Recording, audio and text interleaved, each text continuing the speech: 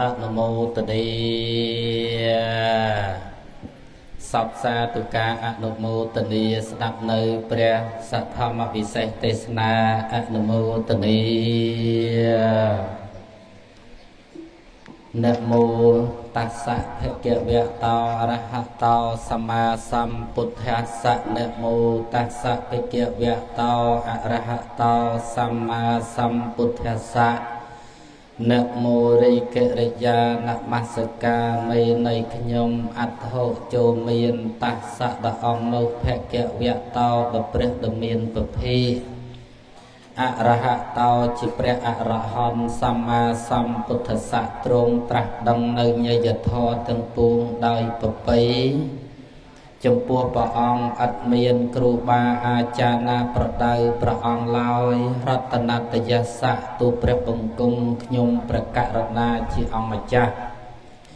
សូមក្រាបសំពះនមស្ការចំពោះគុណព្រះរតនត្រ័យទាំង3មានពុទ្ធរតនៈ1ធម្មរតនៈ1សង្ឃរតនៈ1ដោយសេចក្តីគោរពនិងដោយចិត្តជ្រះថ្លាអេតេនសុខៃសរិហោនតសពទាសេចក្តីសុខសេចក្តីចម្រើនកើតមានដល់បណ្ដាលពុទ្ធមាមកជនប្រកបទៅដោយប្រសាទសទ្ធានិងកុសលកម្មចេតនាជាអសង្ខារៈជ្រះថ្លាចំពោះគុណប្រតនត្រ័យបានបំពេញលៃលោកយកវត្ថុដែលគ្មានខ្លឹមសារធ្វើឲ្យជារបស់មានខ្លឹមសារកប់ទុកក្នុងព្រះពុទ្ធសាសនាដើម្បីជាទ្រព្យសម្រាប់ប្រើប្រាស់ក្នុងពេលបច្ចុប្បន្នក៏ដូចជាបរិលោកហេតុដូច្នេះហើយបានជាបុត្រីបុត្រាប្រសាបង្កើតរបស់លោកស័កហាននិងអ្នកម្ដាយសនវៀតសនអីទេសនវត្តដែរបើអាត្មាមើលនៅក្នុងប្រូក្រាមហ្នឹងវាទូចពេកឥឡូវមើលមិនសូវឃើញដែលបានប្រពកិច្ចកម្មវិធីបុណ្យចម្រើនបជនជូនលោកឪពុកស័កហាននិងអ្នកម្ដាយសនវៀតវត្តដែលមានបជនអាយុរស់នៅបច្ចុប្បន្ននេះនឹងធ្វើជាតក្កិណាទានឧទ្ទិសជូនចំពោះដល់ឧបការីជនទាំងឡាយមានមេត្តាបិតាញាតិកាទាំង7សន្តានក្តីញាតិនៅក្នុងសង្សារវដ្តក្តីដែលបានធ្វើការកិរិយាទៅកាន់លោកខមុខកម្មវិធីនេះដែលប្រព្រឹត្តទៅនៅថ្ងៃអាទិត្យ11កើតខែភគុនឆ្នាំរោងឆស័កពុទ្ធសករាជ2568ត្រូវនឹងថ្ងៃទី9ខែមីនាឆ្នាំ2025ជាការកំណត់សូត្រមន្តចម្រើនព្រះបរិត្តនិងសម្ដែងប្រធមទេសនាកម្មវិធីនេះដែលប្រព្រឹត្តទៅនៅគេហដ្ឋានរបស់លោកឪពុកស័កហាននិងអ្នកម្ដាយសនវៀតសនវត្តស្ថិតនៅភូមិក្បាលខ្វែកឃុំស្វាយជ្រុំស្រុកបៃសាងខេត្តព្រៃវែងដែលមានម្ចាស់ដើមទៀនប្រធានផ្ដាំកុសលទី1លោកហានហេននិងស្វាមីមិនបើសេចឹងមាននៅនឹងភរិយាហ្នឹងតែសេខុសបងទី1លោកហានហេននិងអ្នកស្រីមឿនផារីព្រមទាំងបុត្រទី2លោកហានស្រស់និងភរិយាយលឡាព្រមទាំងបុត្រទី3លោកស្រីហានវ៉ននិងស្វាមីគឿនថេងព្រមទាំងបុត្រទី4លោកហានវីនិងភរិយាពេជ្រស្រីនាងព្រមទាំងបុត្រទី5លោកស្រីហានចន្ទធូនិងស្វាមីលឿនសំអឿនព្រមទាំងបុត្ររួមជាមួយនឹងបងប្អូនញាតិមិត្តចិត្តឆ្ងាយទាំងអស់គ្នាដែលបានអញ្ជើញចូលរួមក្នុងវរោឱកាសនេះដោយសេចក្តីជ្រះថ្លារបស់ម្ចាស់ទានប្រធានផ្ដាំកុសលលោកមានសទ្ធាជ្រះថ្លាបានអារាធនានិមន្តអាត្មាភាពដើម្បីបានឱកាសក្នុងការថ្លាថ្លែងសម្ដែងពធទេសនា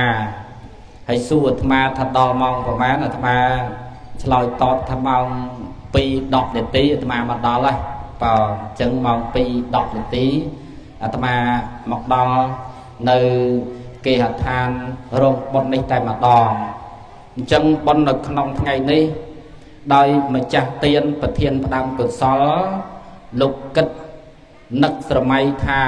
ឪពុកម្ដាយដែលជាអ្នកមានគុណូបការៈចំពោះកុលបុត្រកុលធីតាប្រុសស្រីគ្រប់រូបលោកបានបំពេញកាតព្វកិច្ចទូនាទីជាឪពុកល្អទូនាទីជាម្ដាយល្អយ៉ាងល្អប្រសើរបំពេញកាតព្វកិច្ចជាឪពុកជាម្ដាយល្អហើយបានរៀបចំឲ្យកូនចៅមានគូសុកចែកដីស្រែចម្ការច្បារដំណាំទៅតាមលទ្ធភាពរបស់លោកដែលគាត់មានរួចរាល់ជាស្រេចស្ថាពរហើយនោះនៅក្នុងថ្ងៃនេះកូនចៅប្រុសស្រីទាំងឡាយដើម្បីជាការតបដើម្បីជាការស្នងដើម្បីជាការសងគុណគឺសេចក្តីល្អដែលឪពុកម្ដាយបានធ្វើមហាពលិកម្មមកលើយើងនោះលោកក៏មានសទ្ធាជ្រះថ្លាបានប្រពកិច្ចកម្មវិធីបុណ្យចម្រើនបជនកតញ្ញូនិងកតវេទីដើម្បីធ្វើកតញ្ញូដើម្បីធ្វើពិធីចម្រើនបជនទៅបានឬក៏ធ្វើជាតក្កិណានុបទានដើម្បីឧទ្ទិសដល់អ្នកស្លាប់ទៅបានអាស្រ័យទៅនឹងភាពកតញ្ញូនិងការដឹងគុណនឹងឯងកតញ្ញូប្រែថាការដឹងគុណញាតិញោមការដឹងគុណកតវេទីនឹងប្រែថាការធ្វើតបការដឹងគុណនេះកតញ្ញូការដឹងគុណនេះសំដៅទៅលើគុណឪពុកសំដៅទៅលើគុណម្ដាយដែលលោកមានករណាគុណវិសុទ្ធគុណហ្នឹងចំពោះកូនឬក៏ហៅថាអតិគុណជាតិគុណចំពោះកូនដែលគ្មានបុគ្គលឯណានេះមួយមានគុណបំណាច់នឹងលើសឪពុកមានគុណបំណាច់នឹងលើសអ្នកម្ដាយបានទេនឹងហើយបានឲ្យឈ្មោះថាយើងបានធ្វើកតញ្ញូចឹងកតញ្ញូនឹងប្រែថាការដឹងគុណ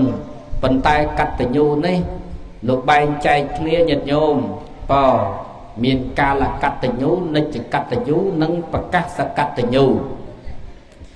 កាលកតញ្ញូសំដៅទៅលើការដឹងគុណមកពេលឧបមាថាកាលវិលារដូវកាលភ្ជុំបិណ្ឌរដូវកាលចូលឆ្នាំនេះប្រពៃណីខ្មែរយើងលោកតែងតែទៅសួរសុខទុក្ខលោកឪពុកនិងអ្នកម្ដាយឬក៏មានចិត្តយទានតយវត្ថុសម្រាប់ជូនឪពុកសម្រាប់ជូនម្ដាយនៅក្នុងខែរដូវបុណ្យទានទៅតាមប្រវេណីពុទ្ធសាសនានិងទំនៀមទម្លាប់ខ្មែរយើងនឹងឯងនឹងហៅថាកាលកតញ្ញូដល់ពេលនិច្ចកតញ្ញូសំដៅទៅលើដឹងគុណជានិច្ចដឹងគុណជានិច្ចមានរបស់ល្អមានរបស់ប្រសើរមានរបស់ឆ្ងាញ់ពិសានឹកឃើញលោកឪពុកនឹកឃើញអ្នកម្ដាយនឹងមុនគេចឹងទៅឬក៏យើងដាំបាយដាំទឹកម្ហូបអាហារសម្លៀកបំពាក់ថ្មីចាស់ជូនឪពុកម្ដាយឲ្យគាត់បានប្រើប្រាស់ជាប្រចាំថ្ងៃហ្នឹងក៏លោកឲ្យឈ្មោះថាជានិច្ចកតញ្ញូផងដែរអញ្ចឹងយើងគេទាំងអស់គ្នាហ្នឹងលើតែងតែបានធ្វើនៅពិធីកម្មទាំងពីរហ្នឹងគឺតែងតែធ្វើទាំងនិច្ចកតញ្ញូនិងកាលកតញ្ញូដល់ពេលប្រកាសកតញ្ញូជួនកាលយើងអត់បានធ្វើទេញាតិញោមអត់បានធ្វើទេក្នុងចំណោមឪពុកម្ដាយគ្រប់រូប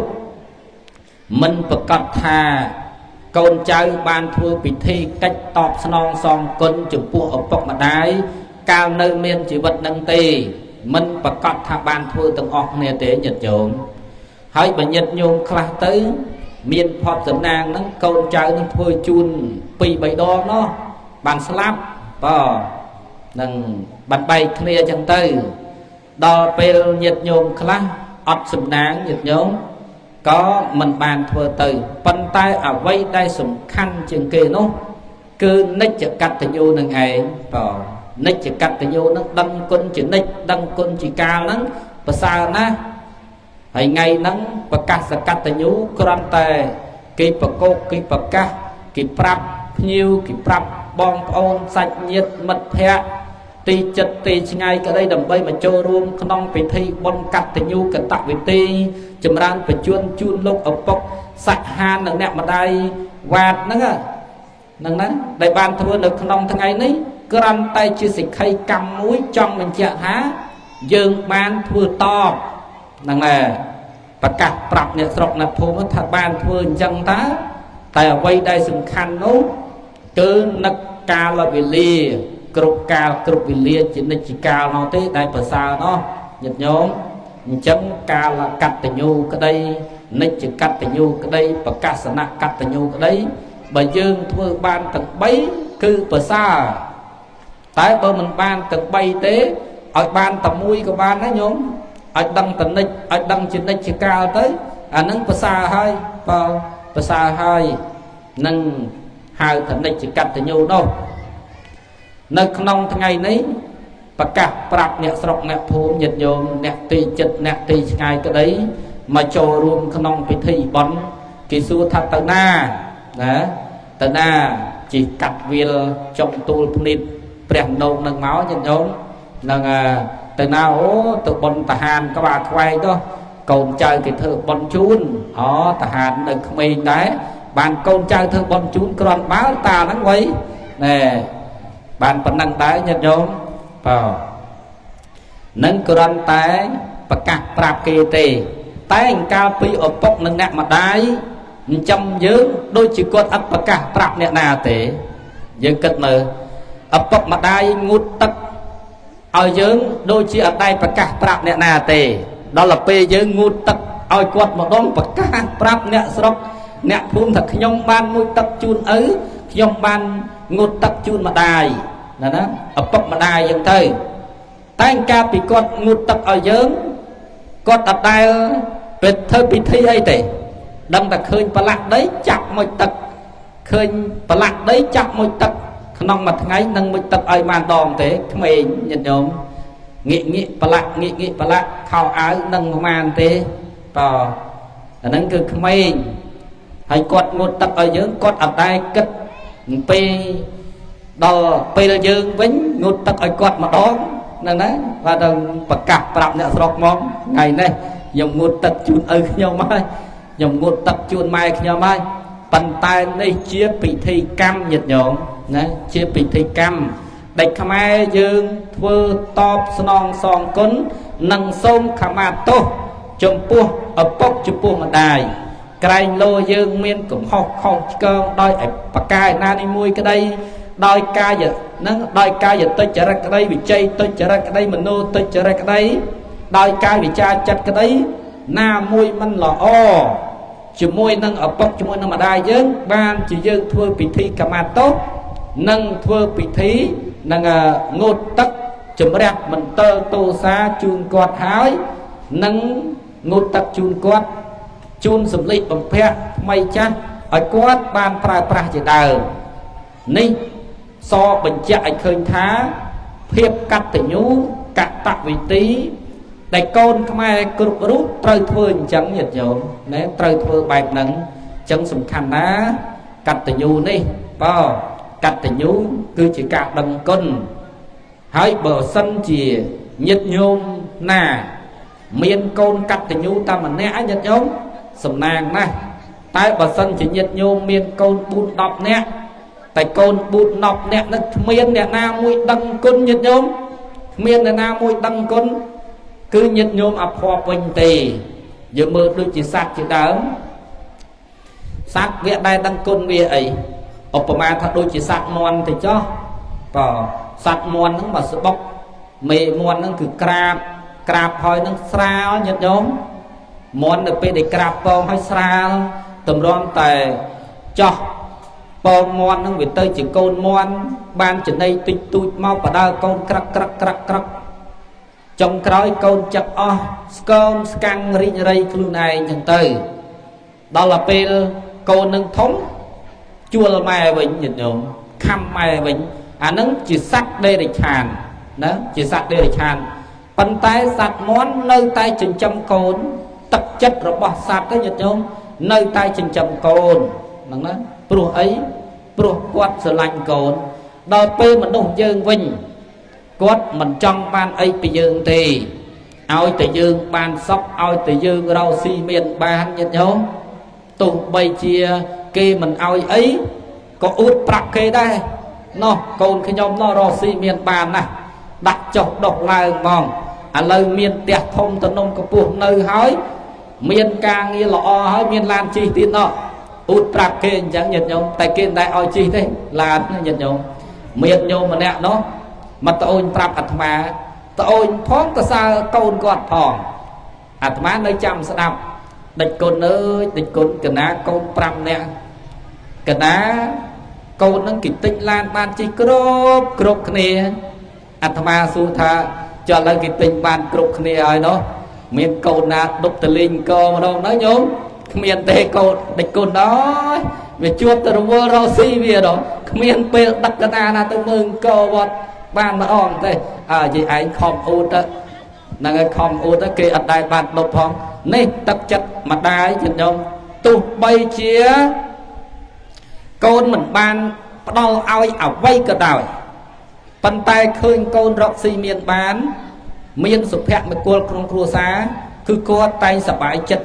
ri trên này nhật nhung ri trên này bị pruột tha ở bọc mặt đáy miền prem mẹ vị hê là thọ từng buồn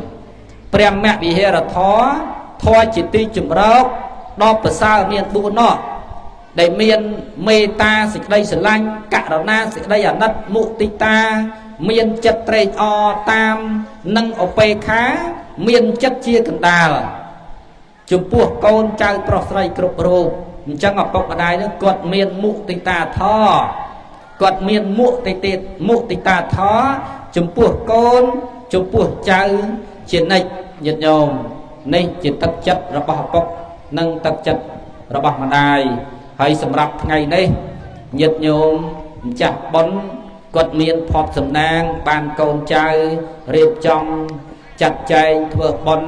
chầm ran bạch chân chỉ ca tọp song song cân chụp buộc ở bọc chụp buộc mà đài toàn này mơ khơi nhiệt nhôm hỏi cũng cận tha vây bẩn này khmei bẩn này con trai cái thơ bon chún nhiệt nhôm cùng phật cùng thấy cùng kha chứ nhiệt nhôm nẹt kha con trai ra thơ bon chún này tay ắt miên ọc ca tê nhiệt nhôm ắt miên ọc ca con trai nó ban thơ bị thi tọp song song cân tê ắt miên tê nhiệt nhôm ắt miên tê chẳng hao nhiệt nhôm prosray cục rụp nó nhiệt nhôm chỉ vật bỏ dương đi mình đăng thập pe na trơ rồi lót từ bên tê chẳng hỏi dương kia từng ọc nia cọp bay sừng sòng bon bật tha con cháu sòng bon cho mui từng ở bọc mặt đáy nhiệt nhôm chặt đó sừng sòng bon của so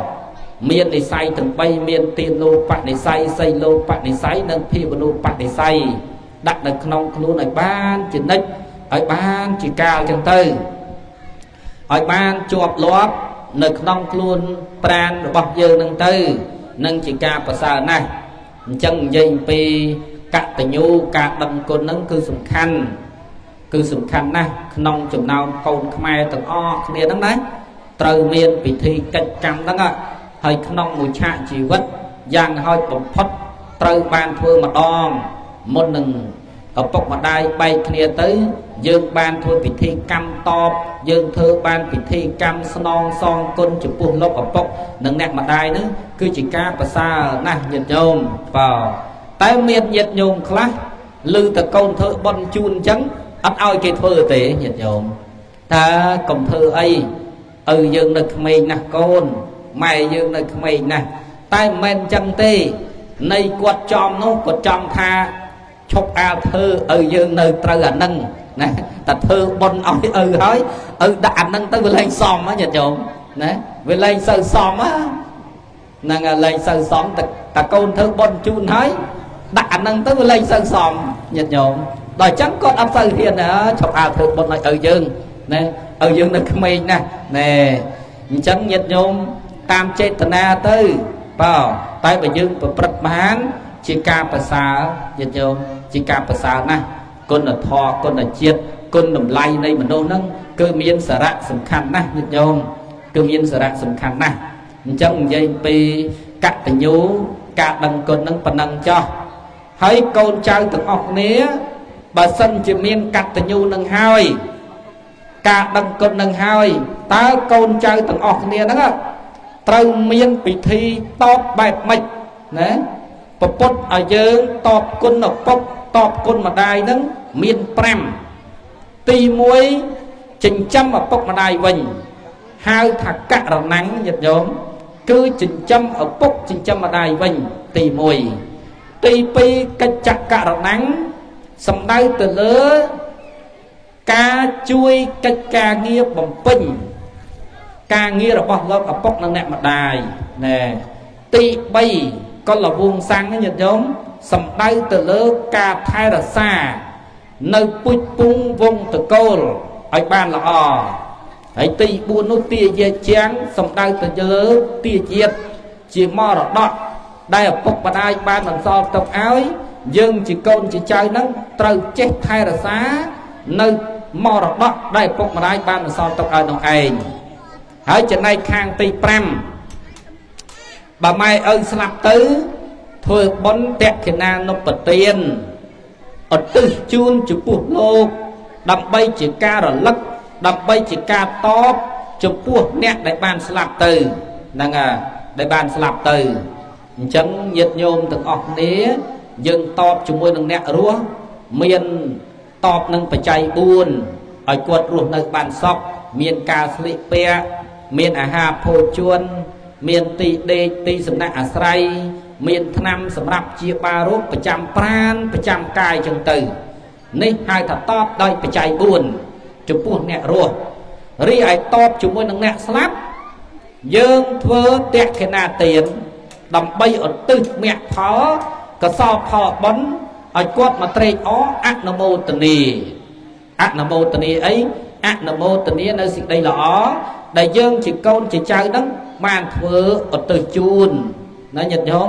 បានធ្វើឧទ្ទិសជូននឹងការតបនឹងតបខែភ្លឺប្រសើរជាងតបខែងងឹតញាតិញោមតបខែភ្លឺហ្នឹងឧទាហរណ៍ដូចជានៅក្នុងថ្ងៃនេះអញ្ចឹងកូនចៅបងប្អូនសាច់ញាតិសន្តានរបស់លោកឪពុកសាក់ហាននិងអ្នកម្ដាយដែលកំពុងមានបច្ចុប្បន្នអាយុរស់នៅបច្ចុប្បន្នដល់ពេលយើងបានជូនតេយ្យទានគាត់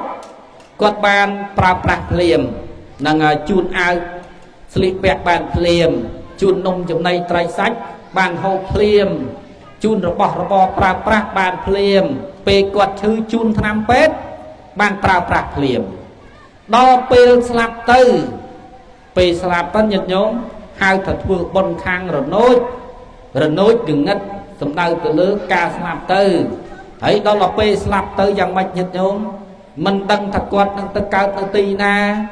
ណាបើកើតជាមនុស្សក្តីកើតជាទេវតាក្តីនឹងយើងមិនអីទេអបអរសាទរចុះបច្ច័យដន់អីឪពុកម្ដាយរបស់យើងមានបាបកម្មឯណានេះមួយស្លាប់ទៅធ្លាក់នរកក្តីចាប់កំណើតកើតជាប្រែតស្រេកឃ្លានប្រចាំថ្ងៃក្តីញាតិញោមតើយើងសំណោះបែបណាញាតិញោមណាបើយើងសម័យមើលទៅថាស្រាប់ឪពុកខ្ញុំស្លាប់ទៅកើតជាប្រែតយើងមើលដូចជាព្រះសិរីបុត្រជាដើមព្រះសិរីបុត្រជាតិចុងក្រោយញាតិញោមជួបនឹងពពុទ្ធតែងតាំងជាអគ្គសាវកស្ដាំរបស់ពពុទ្ធហើយស្រាប់ទៅលោកទៅបិណ្ឌបាតពេលលោកទៅបិណ្ឌបាតទៅនៅភ្នំកិច្ចកោតនោះមានសត្វចម្លែកមួយព្រះសិរីបុត្រនឹងមិនដឹងថាជាសត្វអីទេញាតិញោមតើតែសត្វនោះឆ្លើយថាខ្ញុំម្ចាស់ជាសត្វប្រែតខ្ញុំម្ចាស់ជាសត្វប្រែតហើយខ្ញុំម្ចាស់ហ្នឹងពីអតីតជាតិជាពមេតារបស់ព្រះអង្គណាជាពមេតាជាម្ដាយរបស់ព្រះសិរីបុត្រមិនមែនពពុទ្ធទេណាព្រះអង្គហ្នឹងគឺតួអង្គព្រះសិរីបុត្រសត្វប្រែតនិយាយអញ្ចឹងបានព្រះសិរីបុត្រហ្នឹងលោកមានបញ្ញាញាណរបស់លោកញាតិញោម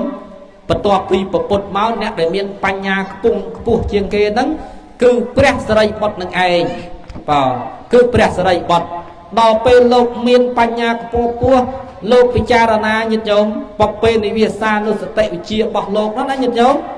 លោកពិចារណាទៅថាអូសត្វប្រែតហ្នឹងពីអតីតជាតិជាម្ដាយរបស់ខ្ញុំពិតប្រកបមែនតើដល់ពេលចឹងទៅព្រះសិរីបុត្រហ្នឹងសំណោះញាតិញោមអតីតជាតិនោះ មានព្រះសិរីបុត្រជាមួយនឹងអ្នកម្ដាយហ្នឹងនៅពីអ្នកម្ដាយនឹងកូនឪពុកស្លាប់បាត់ទៅពេលឪពុកស្លាប់បាត់ទៅម្ដាយហ្នឹងរកស៊ីចិញ្ចឹមជីវិតជូនការឆក់កណិតរបស់អ្នកនេះរបស់អ្នកនោះមិនឲ្យគេញាតិញោមព្រោះតែចិញ្ចឹមកូនព្រោះតែចិញ្ចឹមតួអង្គព្រះសិរីបុត្រនឹងឯងដល់ពេលខ្ចីបុលគេមិនឲ្យមិនសងនឹងហ្នឹងទៅលួចរបស់គេយកមកចិញ្ចឹមកូនរហូតដល់ធ្លាក់ខ្លួនឈឺស្លាប់ទៅពេលស្លាប់ទៅញាតិញោមបានសងគេដល់ស្លាប់ទៅកើតជាប្រែតណែអ្នកណាធ្ពាក់គេហើយមិនសងអីទេញាតិញោមកុំថារួចខ្លួនណាញាតិញោមកុំថារួចខ្លួននឹងសងគេនឹងលក់កូន3ខ្ចីកូន4អីសងគេវិញទៅញាតិញោមហ្នឹងហើយកុំឲ្យជាប់កម្មកុំឲ្យជាប់ពេលអញ្ចឹងតួអង្គពមេតាអ្នកម្ដាយរបស់ព្រះសិរីបុត្រហ្នឹងដោយសារគាត់ជាពាក់បំណុលគេលួចឆក់របស់គេហើយយកទៅចិញ្ចឹមកូនញាតិញោមមិនមែនយកទៅណាទេយកទៅចិញ្ចឹមតួអង្គព្រះសិរីបុត្រហ្នឹងឯងស្រាប់តែស្លាប់ទៅចាប់កំណើតកើតជាសត្វប្រែត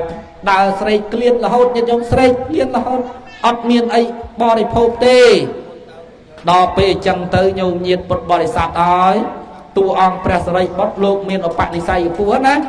បានជាតិក្រោយណែជាតិចុងក្រោយនេះព្រះសិរីបុត្រហ្នឹងបានកើតទៅជាតួអង្គព្រះសិរីបុត្រហ្នឹងឯងហើយនាងសត្វប្រែតដែលជាពមេតាជាម្ដាយរបស់លោកនោះនៅតែកើតជាប្រែតក្នុងដដែលញាតិញោមមិនរួចខ្លួនទេណាចាក់កាប់កំណើតកើតជាប្រែតនឹងសិតរាប់ម៉ឺនឆ្នាំញាតិញោមរាប់ឆ្នាំណាមន់តអស់កម្មមន់តអស់ពៀហ្នឹងយើងមើលប្រែតដូចជាញាតិរបស់ប្របាទធំពិសាអីនោះ92កាប់នៅតែកើតជាប្រែតដដែលតែញាតិញោមហ្នឹងព្រោះតើអ្នកមានបាបកម្មហ្នឹងនៅតែកើតជាប្រែតដដែលតើដល់ពេលអញ្ចឹងទៅព្រះសិរីបុត្រលោកពិចារណាថាអូអ្នកម្ដាយដែលជាអ្នកមានគុណព្រោះតែចិញ្ចឹមខ្ញុំកាលពីអតីតជាតិនោះបានធ្វើបាបកម្មអីផ្សេងឥឡូវនេះធ្លាក់ខ្លួនទៅកើតជាកំណើតជាប្រែតបានព្រះសិរីបុត្រនឹងលោកត្រាច់រង្គត់ដើរបិណ្ឌបាតពីភូមិមួយទៅភូមិមួយញាតិញោមបានចង្ហាន់ហើយយកមករាប់បាតថ្វាយទានព្រះសង្ឃ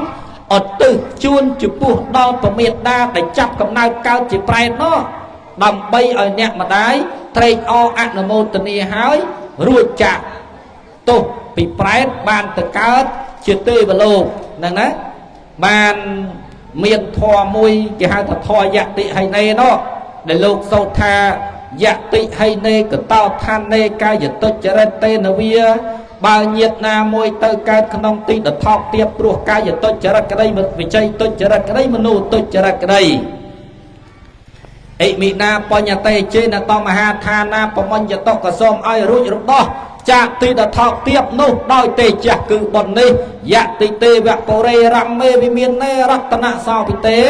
ឬបើទៅកើតក្នុងទេវពុរីជាវិមានដែលជាស្ថានមានលម្អដោយរតនៈផ្សេងស្រាប់ហើយអ៊ីមីណាបញ្ញតេជេនភ័យយោប្រវត្តិតេក៏សូមរឹងរឹតតែចម្រើនជាភ័យយោភាពដោយទេជះគឺបុណ្យនេះអេវ៉ាំងមហិតយាអេសាយតិទាំងបញ្ញសម្បទាគឺគុណជាតិជាហេតុដល់ព្រមដោយបុណ្យណាបញ្ញសម្បទានេះមានរដ្ឋធំដោយប្រការយ៉ាងនេះតាស្មាធិរាបសង្សន្តិបណ្ឌិតាកតបញ្ញតាំងព្រោះហេតុនោះបណ្ឌិតទាំងឡាយអ្នកមានប្រាជ្ញារមែងសរសើរនៅភាពនៃបុគ្គលអ្នកមានបុណ្យធ្វើទុកហើយសុខវិបាកកោបញ្ញាណាំងផលរបស់បុណ្យទាំងឡាយរមែងនាំមកនៅសេចក្តីសុខអត្ថបាយយោសមិច្ចតិសេចក្តីប្រាថ្នារមែងសម្រាប់ខបញ្ចបរិយោសានេនពៀនណាំងសមាធិជាចតិម្យ៉ាងទៀតក្នុងកាលជាទីបំផុតបុគ្គលរមែងបានទៅព្រះនិព្វានដ៏ឆាប់រហ័សយោភាជនសហសេហេបរណាំងវរភោចនាំងកតយាបរិមាណាំងឯកបតំពិនិលភេពុទ្ធុបាទេសារីបតោយេចញ្ញេអគ្គសាវកបុគ្គលក3ឲ្យនៅវរភោជនឲ្យពេញដោយភោជនមួយបាតដែលគេបានឲ្យដល់ព្រះសិរីបុត្រនិងពួកអក្សរវត្តតីក្នុងពុទ្ធបាទដែលមានគុណប្រមាណមិនបានបត្តបរាណភាវេនៈមេតាបេតាប្រមញ្ចរេព្រោះហេតុនោះហើយបានជាមេតានិងបៃតារមែងរួចចាកទីដថោកទៀបដោយអានុភាពនៃបាយដែលពេញក្នុងបាតសូមអនុមោទនាអញ្ចឹងព្រះសិរីបុត្រទៅញាតិញោម លោកដឹងគុណពមេដារបស់លោកក៏ទៅត្រាច់រង្កត់បិណ្ឌបាតពីភូមិមួយទៅភូមិមួយហើយចាត់ចែងឲ្យទៅជាចង្ហាន់ខាទិនយៈនិងភោជនីយហាថ្វាយទានចំពោះព្រះសង្ឃសាវកនៅក្នុងព្រះសាសនាណាញាតិញោមអញ្ចឹងពមេដារបស់លោកដែលចាប់កំណើតកើតជាបេតវិស័យនោះក៏រួចចាកអំពីអត្តភាពជាសត្វប្រែតបានទៅកើតនៅឋានទេវលោកថាដោយអំណាចដែលព្រះសិរីបុត្របានថ្វាយទានទៅណែនឹងព្រះសិរីបុត្រដល់ពេលយើងវិញមិនដឹងថាឪពុកម្ដាយរបស់យើងគាត់មានកម្មបែបណាញាតិញោមព្រោះតែចិញ្ចឹមកូនណាយើងមើលដូចទំនួញប្រែតនោះព្រោះតែចិញ្ចឹមកូនញាតិញោមព្រោះតែហេតុទឹកចិញ្ចឹមកូនណាអញ្ចឹងហើយមានបាបកម្មធ្លាក់ខ្លួនចាប់កំណើតកើតជាបេតវិស័យជាដើមហ្នឹងចឹងយើងគេទាំងអស់គ្នាយើងត្រូវឧទ្ទិសអ្នកផលកុសលផលបុណ្យជូនចំពោះដល់ឪពុកម្ដាយដែលបានស្លាប់ឈ្មោះថាយើងបានតបស្នងសងគុណចំពោះលោកឪពុកនិងអ្នកម្ដាយដែលបានស្លាប់ហ្នឹងណាដែលបានស្លាប់តែអ្វីដែលសំខាន់យើងតបយើងស្នងយើងសងគុណជាមួយនឹងអ្នករស់ប្រសើរជាងស្លាប់ទៅញាតិញោមញ៉ាំងឪពុកម្ដាយរក្សាសើឪពុកម្ដាយមានសទ្ធាឲ្យមានការបរិច្ចាគឲ្យមានបញ្ញាជាដើមចឹងទៅនឹងទៅយើងដើរទៅតាមមាគ៌ាពុទ្ធអង្គញាតិញោមចឹងយើងធ្វើពេលរស់ប្រសើរជាងធ្វើពេលស្លាប់ចាំញាតិញោមធ្វើពេលនៅរស់ប្រសើរជាងពេលស្លាប់ចឹងបានមានសភាសិតមួយថាធ្វើបុណ្យឲ្យទួនខែភ្លឺកុំចាំគាត់ឈឺស្លាប់មរណាទើបនាំបងប្អូនទៅវេដាដល់គុណរូបាអាត្មាគុតធ្វើបុណ្យដូចនេះហៅខែងងឹតកាលនៅជីវិតមិនមានមាត់ដល់ពេលស្លាប់ហើយបាននឹកគាត់យកធាតុដាក់វត្តឲ្យស្ដាប់ធម៌ឪពុកម្ដាយនៅហូបបានកូនចៅប្រមាណមិនត្រេកអរយកបាយឬនំមកហូបសម្លមិនមានត្រេកអរបូជាឡើយបុត្រអើយជំប្រាប់ដោះកំណត់ដល់អ្នកបានគិតនៅឯក្រោយបើអ្នកមានគុណនៅរស់ហើយកុំឲ្យស្ដាយក្រោយខានបូជាសូមអនុមោទនាឥឡូវនេះកូនចៅរបស់ញោមសហាននិងភរិយារបស់គាត់លោកមានសទ្ធាជ្រះថ្លាបានធ្វើពិធីតបស្នងសងគុណពេលឪពុកម្ដាយនៅរស់នេះជាសិក្ខីភាពមួយដើម្បីជាសាក្សីបញ្ជាក់ថាលោកមានធម៌ដ៏សប្បុរសហ្នឹងណាមានធម៌ដ៏សប្បុរសបានតបបានស្នងបានសងគុណចំពោះលោកអ្នកដ៏មានគុណយ៉ាងល្អប្រសើរហើយនឹងនេះចំពោះការតបស្នងសងគុណឥឡូវនេះនិយាយពីអានិសង្ឃកូនដែលមានធម៌កតញ្ញូណាញាតិញោមអានិសង្ឃរបស់កូនដែលមានធម៌កតញ្ញូនឹងបែបម៉េចញាតិញោមឥឡូវយើងមើលតួអង្គពុទ្ធការព្រះអង្គចាប់កំណើតកើតជាសុវណ្ណសាមញាតិញោមត្រូវកបលយៈបាញ់ព្រួញត្រូវហើយញាតិញោមចិត្តស្លាប់ហ្នឹងណាដាច់ចិត្តដាច់ខ្យល់ទៅហើយមានទេវតាណាញាតិញោមយកថ្នាំទឹកហ្នឹងដាក់ឲ្យជាវិញបាននេះអានិសង្ឃកតញ្ញូកតវិធីណាញាតិញោមអានិសង្ឃកតញ្ញូកតវិធីហ្នឹងការដឹងគុណទោះបីជាជួបទុកជួបលំបាកហើយក៏រួចចាកទុកពីទុកពីលំបាកបានដែរនេះអានិសង្ឃនៃធម៌កតញ្ញូកតវិធីអានិសង្ឃធម៌កតញ្ញូកតវិធីនេះសូម្បីតែប្រអិនក៏ថ្វាយបង្គំចំពោះកូនណាដែលដឹងគុណមេត្តាបិតាដែរមានប្រអិនរៀបយាងទៅណាម្ដងលោកតែងថ្វាយបង្គំទិសទាំង6ញាតិញោមទិសទាំង6នោះញាតិញោមបានដល់ទិសខាងកើតទិសខាងត្បូងទិសខាងលិចទិសខាងជើងទិសខាងក្រោមទិសខាងលើលោកថ្វាយបង្គំអញ្ចឹងញាតិញោមទិសខាងកើតសំដៅទៅលើឪពុកម្ដាយដល់ញាតិញោមទិសខាងកើតនឹងតំណាងតួអង្គឪពុកម្ដាយទិសខាងត្បូងតំណាងឲ្យគ្រូឧបជាយាចាណាទិសខាងលិចតំណាងឲ្យបុត្រនិងភរិយាទិសខាងនឹងទិសខាងជើងតំណាងឲ្យណាញាតិញោមមិត្តភក្តិសម្លាញ់អញ្ចឹងទៅទិសខាងក្រោម តំណាងឲ្យខ្ញុំបំរើបើព្រាវទិសខាងលើតំណាងឲ្យសមណៈព្រាហ្មណ៍ហ្នឹងណាអ្នកបួសចឹងទៅចឹងបានប្រអិនកោសីរៀបយាងទៅណាលោកតែងតែថ្វាយបង្គំទិសទាំង6ហ្នឹងបានមានទេវបុត្រនឹងសួរបបិទ្ធព្រះសមត្ថទេពដ៏ចម្រើនហេតុអ្វីបានជាព្រះអង្គរៀបយាងទៅណាតែងថ្វាយបង្គំទិសទាំង6ស្រាប់តែសកទេវរាជស្ដេចទេវតាលោកឆ្លើយតបថាយើងថ្វាយបង្គំទិសទាំង6នេះដើម្បីជាការនឹកគុណចំពោះបុគ្គលណាដែលបានគោរពឪពុកគោរពម្ដាយគោរពគ្រូឧបជាយាចាហ្នឹងណាឲ្យតម្លៃប្រពន្ធកូនឲ្យតម្លៃដល់មិត្តសម្លាញ់ឲ្យតម្លៃដល់ខ្ញុំបម្រើបាវព្រាវនិងបុគ្គលណាដែលគោរពស្រឡាញ់ដល់សមណៈអ្នកបួសក្នុងពុទ្ធសាសនាជាដើមហ្នឹងណាអញ្ចឹងព្រះអិនក៏លោកថ្វាយបង្គំចំពោះកូនណាដែលមានធម៌កតញ្ញូដែរញាតិញោមណានឹងកតញ្ញូដែរអញ្ចឹងយើងមើលថាតួអង្គពុទ្ធការព្រះអង្គជួបទុកជួបលំបាកក៏ដោយសារអានិសង្សនៃធម៌កតញ្ញូកតវិធីហ្នឹងណាព្រះអិនកោសីដែលលោកជាស្ដេចនៃទេវតានៃឋានត្រៃត្រឹងជួនទី2នៃឋានទេវតាក៏លោកតែងតែនមស្ការថ្វាយបង្គំចំពោះកុលបុត្រកុលធីតាណាដែលតបគុណសងគុណចំពោះឪពុកចំពោះនឹងម្ដាយឥឡូវយើងមើលតួអង្គពុទ្ធក៏អញ្ចឹងតួអង្គព្រះអិនក៏អញ្ចឹងហើយឥឡូវយើងមើលយើងបច្ចុប្បន្នវិញអ្នកណាដែលមានធម៌កតញ្ញូកតវិធីណាជំនួញជួញដូររកស៊ីមានបានអីដាក់ចុះដោះឡើងអញ្ចឹងទៅហ្នឹងទៅបបួលគេក៏គេចូលរួមដែរតែបើសិនជាអ្នកណាមួយប្រមាថកាត់ទៀនឪពុកឯងប្រមាថកាត់ទៀនម្ដាយឯងសម្រាប់ឪពុកឯងសម្រាប់ម្ដាយឯងញាតិញោមទៅជួញដូរជាមួយគេគេមិនជួញដូរជាមួយគេទេហេតុអីគេគិតថាអ្នកនឹងធ្វើបាបឪពុកម្ដាយឯងសម្រាប់ឪពុកម្ដាយឯងហើយចុះទម្រាំយើងជាសាច់អ្នកដតីណាញាតិញោមនឹងគេធ្វើបាបយ៉ាងណាអញ្ចឹងហើយអានុភាពនៃធម៌កតញ្ញូកតវិធីនេះមានចំពោះបុគ្គលណាបុគ្គលហ្នឹងមិនចយត់ទេញាតិញោមបច្ចុប្បន្នហ្នឹងបានសុខទេវតារខន្តុទេវតានឹងតាមបីបាច់ថែរក្សាការពារដល់ពេលស្លាប់ទៅអ្នកដែលមានធម៌កតញ្ញូហ្នឹងណាបានទៅកើតនៅទីឋានសុគតិភពដែរហ្នឹងហើយនិយាយពីមូលដ្ឋានអានិសង្សនៃធម៌កតញ្ញូកតវិធីនេះលោកសម្ដែងថាមាន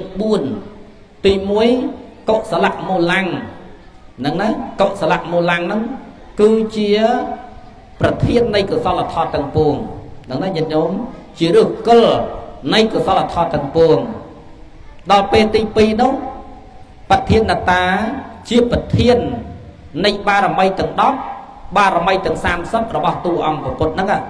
អញ្ចឹងគឺអានិសង្សធម៌កតញ្ញូកតវិធីនឹងដែរទី3បិយោមនីបោបានជាទីស្រឡាញ់នៃទេវតានិងមនុស្សទាំងឡាយទី4អស់អំពីជីវិតមនុស្សលោកនឹងទៅបានទៅកើតជាទេវតាហ្នឹងណាអានិសង្សនៃធម៌កតញ្ញូកតវិធីហើយបុណ្យនេះញាតិញោមអ្នកនៅជាមួយឪពុកម្ដាយហ្នឹងដូចអ្នកនៅជាមួយព្រះអញ្ចឹងណាញាតិញោមបើសិនជាយើងនឹងតបគុណបានល្អបានបុណ្យហើយបើយើងតបគុណមិនល្អទេទៅជាបានបាបច្រើនជាងគេអ្នកនៅជាមួយហ្នឹងតែមិនដឹងម៉េចឪពុកម្ដាយនៅជាមួយកូនអាចិត្ត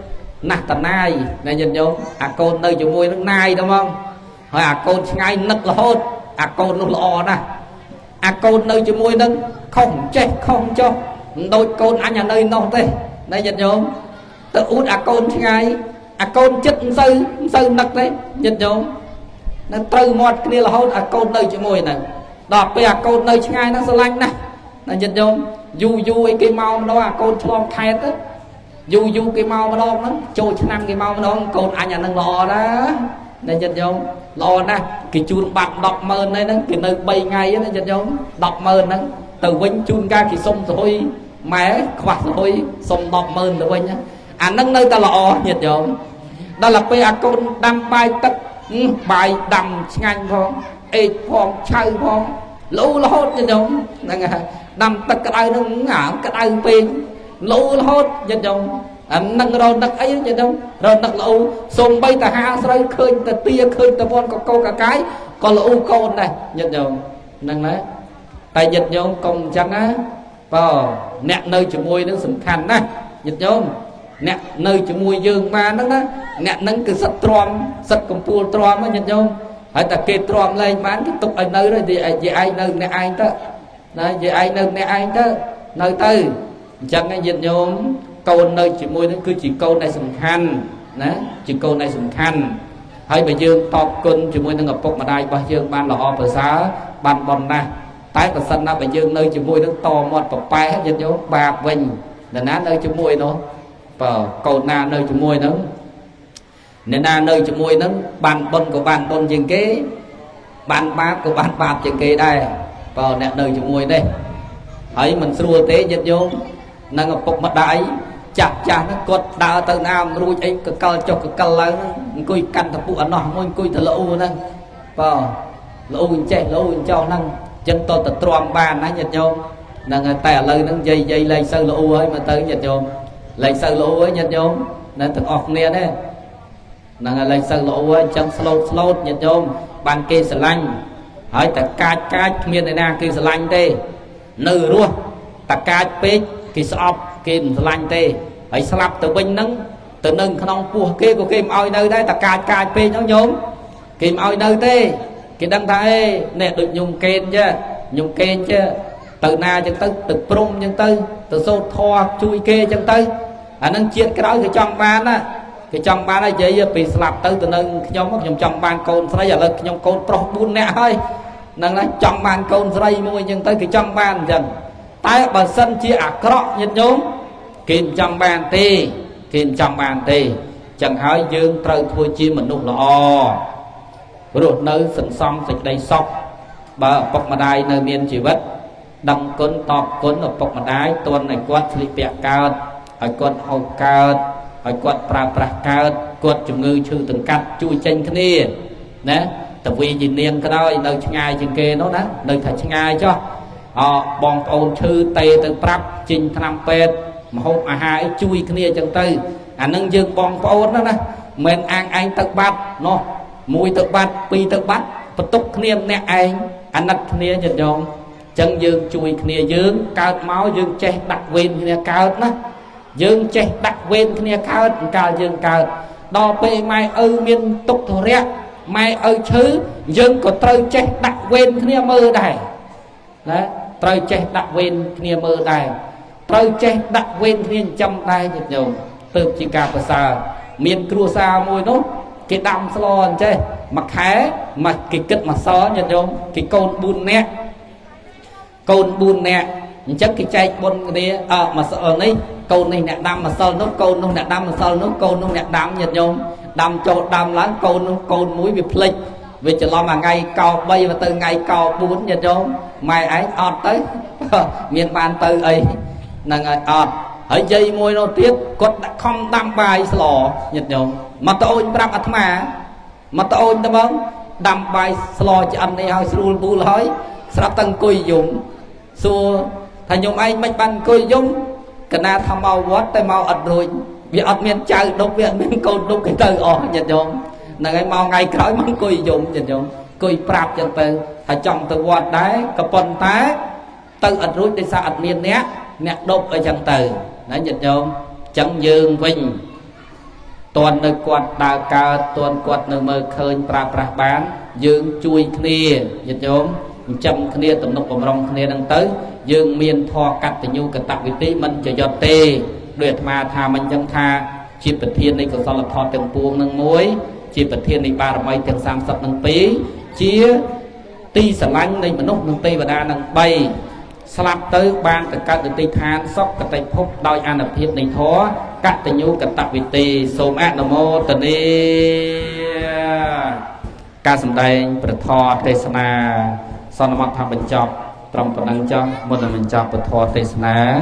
atma phiệp của sôm của mô bon ở từ của so chun chụp đào phật cả đây chun từng lai miền មេត្តាបិតាញាតិកាសពញាតិសន្តានដែលបានធ្វើការកិរិយាទៅកាន់លោកកមុខ